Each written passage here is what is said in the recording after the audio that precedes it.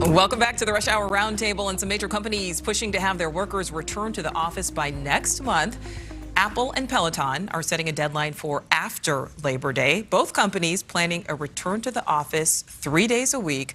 And in a recent poll, Future Forum found workers who are in a fully in-person Monday through Friday setting say they are much less satisfied with their job compared with peers with a bit more flexible arrangements.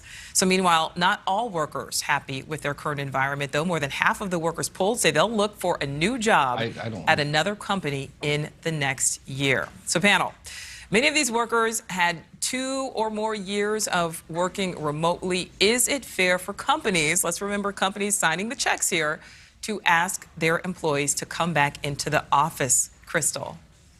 You know, I actually disagree with companies asking folks to come back into the office because I think, you know, the pandemic showed us that work can still be completed and done in a remote environment. Now, are the same productivity levels happening from home versus an office? That's debatable. And I think ultimately it's up to each company to decide what's best for their work environment. But they also shouldn't be surprised when people decide to find other opportunities of employment. You can still live a healthy life and have a healthy balance of doing your day-to-day activities plus house chores or things that you just couldn't have the flexibility to do because you're sitting in an office all day. The other thing to keep in mind is that people don't work 8 full hours a day. While that's the traditional American standard workday, if we're really honest and we dig through the data and we look at productivity across an 8-hour period, we will discover that people are not actively busy for 8 full hours of a workday.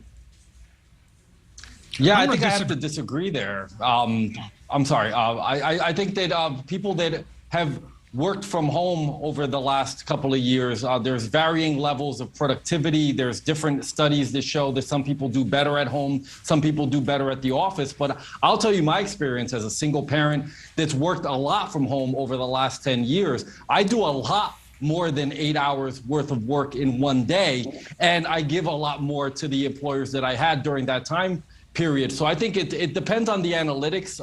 Each company has to go individual by individual and see whether or not the last couple of years wound up yielding more productivity, whether they were from home or whether they were working in the office. Well, Julio brought up a good point there, and I want to get into this because I'm obsessed for some reason with this next thing. You know, so there's this New York Times article. It's about companies tracking workers' productivity, applies to both lower-paying jobs as well as white-collar positions. Quote, many employees, whether working remotely or in person, are subject to trackers, scores, idle buttons, or just quiet, constantly accumulating records of what they are doing. Panel, is that a fair trade-off if people want to work remotely?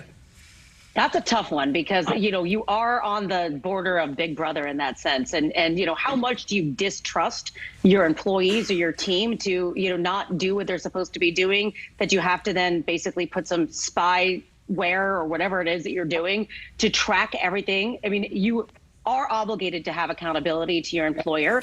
And I think that obviously you need to have your eyes wide open and they need to be disclosing whatever they're doing when it comes to this kind of monitoring, whether it's in person or remotely. You need to be aware of it. If you're not aware of it, that's a very, very big problem. And so I think if an employer decides to go that route, certainly an employee that's uncomfortable with it has the opportunity to walk away. It is a job seekers market, a workers market right now, as we all know. So, but it might not always be that way. And so you could be stuck not having that luxury of being able to walk away from some of the stuff. I'm uncomfortable with this. I get where it's coming from, but I don't like it where it might be heading. No, I agree. But I think there's so many companies that do it. All right, Hammer, I want you to be able to weigh in. If you're somebody that says, I want to work from home, I want to dictate the terms, I'm happier at home, then you can't be mad when your boss says, okay, prove that you're working. I agree. I'm not into the Big Brother kind of stuff, but if somebody is going to be that strong in their convictions that I will absolutely work from home, then you're going to have to prove it. Honestly, I'm looking at this from a corporate perspective here. If I'm giving you a check, if I am paying you to get things done, I don't really think it's asking too much to take the sweatpants off, remove the sweater that has the gravy stains on it, and get your rear end to the office. And if that's not a job that you want to do, if you want to work from home, that's fine. We'll find somebody else. You're more than welcome to find another job, but sooner or later, you're going to have to shower and shave and come to the office if I'm going to pay you. All right. Thank you for watching. Go to newsnationnow.com to find NewsNation on your television provider. And don't forget to click the red subscribe button below to get more of NewsNation's fact-driven, unbiased coverage.